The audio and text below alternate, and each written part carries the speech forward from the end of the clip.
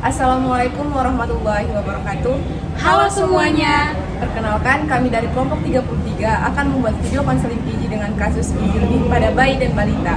Dengan saya sendiri Indah Fitri Aulia sebagai konselor dan teman saya Tiana Abdul Hutumorang sebagai klien. Selamat menyaksikan. Nah, sebelum ke video konseling gizi, adapun tahapan konseling gizi terdiri dari 6. Yang pertama itu adalah membangun dasar-dasar konseling, yang kedua menggali permasalahan atau asesmen, yang ketiga menegakkan diagnosis gizi, yang keempat intervensi gizi, yang kelima monitoring dan evaluasi, dan yang keenam terminasi konseling. silakan masuk. Silakan duduk Ibu.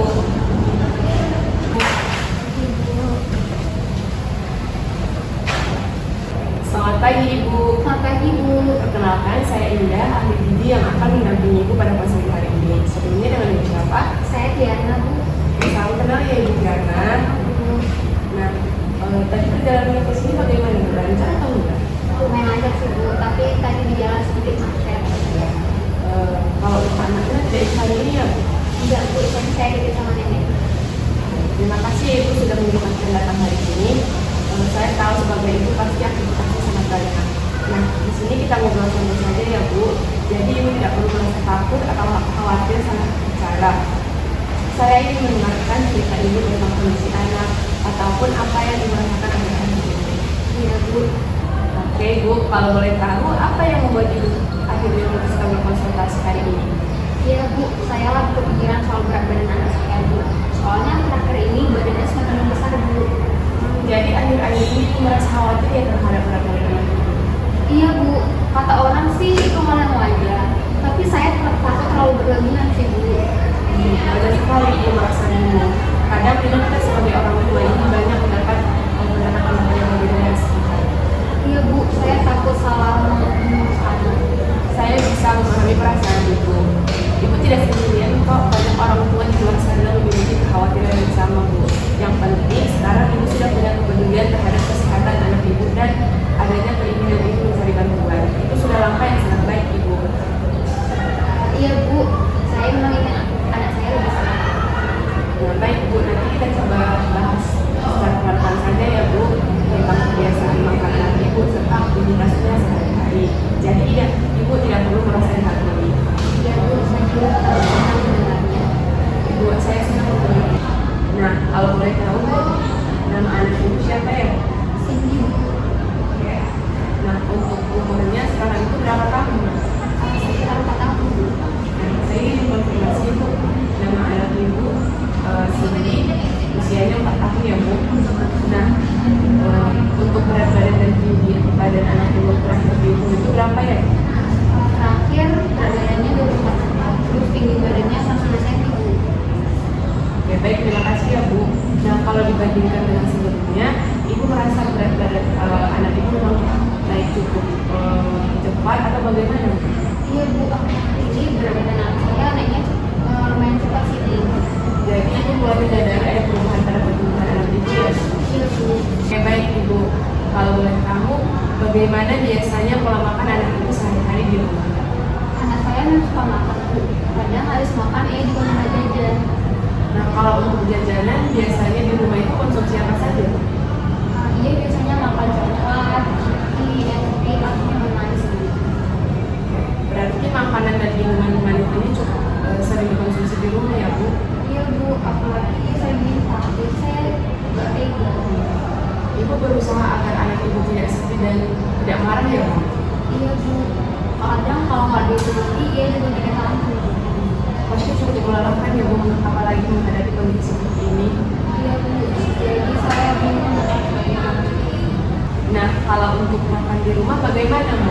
Apakah anak Ibu suka makan sayur dan buah?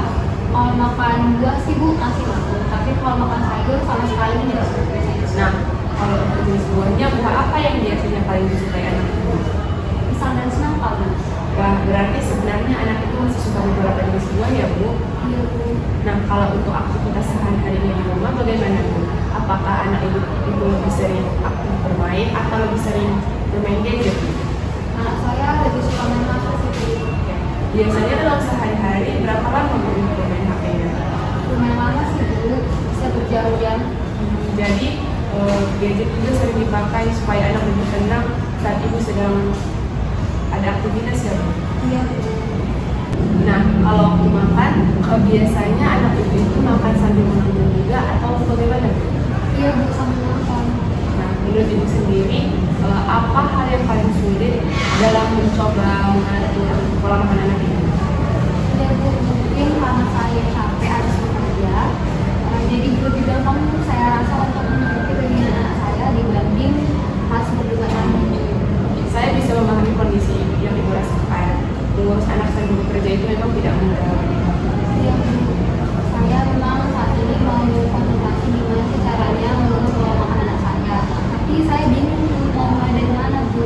Dan itu sudah menjadi langkah yang sangat baik Bu, karena ibu sudah memiliki keinginan mulai memperbaiki kebiasaan makan anak ibu demi kesehatannya. Nah, dari cerita ibu tadi terlihat bahwa anak ibu itu masih cukup sering mengonsumsi makanan manis, kita di daerah sementara gizinya itu masih kurang. Nah, selain itu kebiasaan makan ibu penggunaan merek yang cukup lama juga bisa membuat anak kita itu lebih sering makan tanpa sadar ya Bu. Oh, begitu ya Bu. Saja pas lagi nonton itu, dia jadi lebih banyak makan kalian. Ya benar ya Bu. Selain itu tadi ibu juga menyampaikan bahwa usia anak ibu sekarang itu 4 tahun dengan berat badannya itu 24 kg dan tinggi badannya 105 cm ya Bu. Nah, kalau dibandingkan dengan usia anak, nah berat badan anak ini memang sudah cenderung lebih tinggi dibandingkan dengan anak seusianya. Nah, dari kondisi pertumbuhan anak itu dan kebiasaan sebelumnya, kondisi ini tuh mengarah pada ini. Oh, berarti ini harus mulai diperbaiki ya Bu. Iya Bu, tapi ibu tidak perlu menyalahkan diri sendiri ya Bu. Banyak orang tua yang mengalami kondisi yang sama. Apalagi ketika anak itu memang cukup sulit diatur soal makannya. Tadi saya sempat khawatir, nanti saya malah marah. Tidak Ibu, yang penting sekarang Ibu sudah peduli dan mulai memperbaiki kebiasaan makan anak Ibu. Nah, itu sudah langkah yang sangat baik Ibu.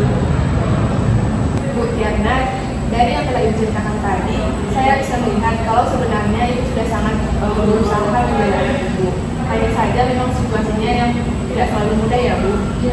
Nah, berikut ini adalah riset tentang tugas dan atas gizi pada bayi dan balita.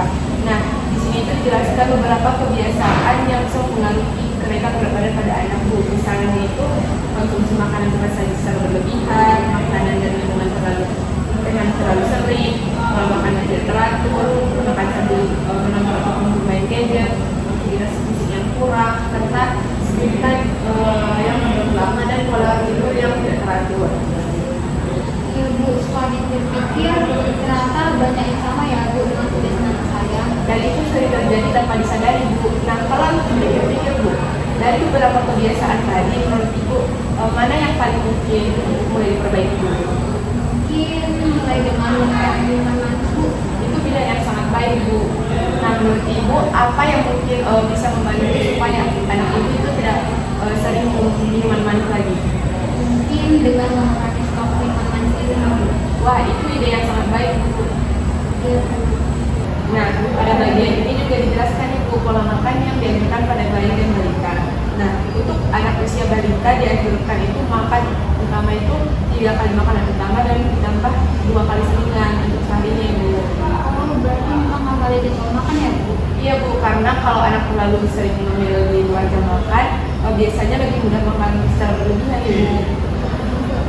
Nah, kalau menurut Ibu sendiri, apakah memungkinkan mulai membuat jam makan yang lebih teratur di rumah untuk anak Ibu? Mungkin bisa Bu, karena selama ini rumah sering dibilas. Tidak apa-apa Bu, mulainya juga bisa pelan-pelan saja. Nah, di sini juga tertera Bu contoh makanan yang bisa Ibu aplikasikan di rumah nanti. Misalnya untuk sarapan bisa Ibu coba nasi putih, telur rebus, sop bayam, dan pepaya. Nah, untuk keselingannya bisa Ibu coba misalnya puding buah atau jus buah ya Bu. Nah, untuk makan siang dan malam lebih Ibu atur lagi. Berarti masih boleh makan nasi ya? Tetap boleh Bu, fokusnya bukan membuat anak kelaparan, tapi membantu pola makan anak Ibu itu menjadi lebih seimbang dan teratur. anak tetap boleh makan cemilan juga Bu, hanya saja boleh dipilih cemilan yang lebih sehat dan porsinya diatur secara perlahan supaya lebih seimbang. Nah, kalau makanan yang lebih dianjurkan, misalnya itu Bu, nasi merah, kentang, ikan, ayam tanpa kulit, telur, tempe, tahu, buah, sayur, yogurt plain, dan air putih. Lalu ibu bilang juga kan anak ibu itu suka buah pisang dan semangka ya Bu? Iya. Itu sudah sangat bagus sekali Bu, berarti ibu sudah punya pilihan-pilihan sehat yang anak ibu suka. Nah, kalau untuk makanan seperti gorengan, makanan kemasan manis, fast food, dan cemilan kemasan sebaiknya boleh dikurangi secara perlahan ya Bu. Nah, kemudian biasanya perubahan itu tidak dilakukan secara bertahap Bu. Jadi anak juga tidak merasa langsung dilarang semuanya. Di sini juga dijelaskan tentang pentingnya konsumsi air putih dan membatasi minuman yang bermanis. Nah, kalau menurut ibu sendiri lebih memungkinkan mulai mengurangi minuman manis sedikit demi sedikit atau langsung dibatasi Bu? Mungkin kalau dulu. Nah, itu pilihan yang sangat baik Bu. Nah, itu Bu, di video ini juga dijelaskan kalau screen time yang terlalu lama itu bisa membuat anak ibu jadi kurang aktif bergerak. Nah, kalau menurut ibu sendiri, kira-kira apa yang paling mungkin dilakukan untuk mengurangi gadget? Mungkin nanti malam saya nggak kasih HP dulu Bu. Nah, itu langkah yang bagus sekali Bu. Tadi ibu juga bilang kan kalau anak ibu itu sebenarnya suka bermain bola. Iya. Nah, mungkin ibu bisa mulai mengajak anak ibu bermain bola sore hari sekitar 30 menit dulu secara rutin. Saya mungkin akan mulai pelan-pelan. Nah, bagus sekali Bu. Yang penting tidak perlu langsung sempurna. Perubahan kecil tapi konsisten biasanya lebih nyaman untuk dijalankan dan akan menghasilkan perubahan yang lebih besar walaupun dia secara perlahan. Baik Bu, berikut ini adalah target yang akan kita capai bersama. Pertama itu mengurangi minuman dan makanan manis secara bertahap. Yang kedua, membuat jadwal makan teratur. Yang ketiga, menyediakan buah sebagai cemilan di rumah. Yang keempat, mengurangi makan sayur mentah. Yang kelima, membatasi penggunaan gadget terutama pada malam hari. Yang keenam, mengajak anak untuk aktif bermain minimal 30 menit dalam sehari. Menurut ibu sendiri, apakah target ini realistis untuk dilakukan? Iya Bu, saya bisa lakukan sekarang. Nah, baik Bu, saya senang ibu sudah mulai menemukan langkah yang cocok untuk kondisi ibu dan anak ibu saat ini. Oke, baik Ibu, nanti kita evaluasi lagi ya Bu sekitar 2 minggu sampai 1 bulan berikutnya. Nanti kita lihat bersama bagaimana pengalaman Ibu selama mencoba perubahan ini. Mungkin ada yang merasa lebih mudah dilakukan dan mungkin ada yang masih sulit dilakukan juga, tapi itu tidak apa-apa ya Bu. Nah, bagus sekali Ibu. Nanti yang kita perhatikan bukan hanya berat badan anak ibu saja, tapi juga pada perubahan kebiasaannya. Misalnya itu apakah anak ibu mulai aktif bermain, apakah konsumsi jajanan tradisional mulai berkurang, serta bagaimana penggunaan gadgetnya. Nah, kalau nanti ada hambatan selama menerapkannya, ibu juga boleh cerita saat kontrol berikutnya ya Bu. Jadi kita cari solusi bersama. Iya Bu, saya jadi nggak sendirian. Tentu Bu, proses perubahan itu memang butuh waktu dan setiap anak pasti juga berbeda-beda.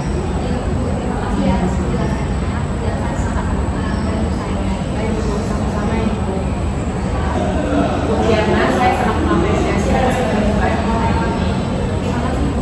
Saya bisa lihat kalau Ibu sangat peduli dengan kesehatan anak Ibu dan benar-benar Ibu yang memperbaiki kondisi anak Ibu. Sebelum mengakhiri sesi konseling hari ini, coba Ibu ceritakan apa saja yang akan Ibu mulai lakukan di depan nanti. Mungkin saya pertama itu akan mengurangi makanan seperti tadi dan minuman manis. Kedua, saya akan membuat pola makan yang pertama dan yang ketiga saya akan menyediakan buah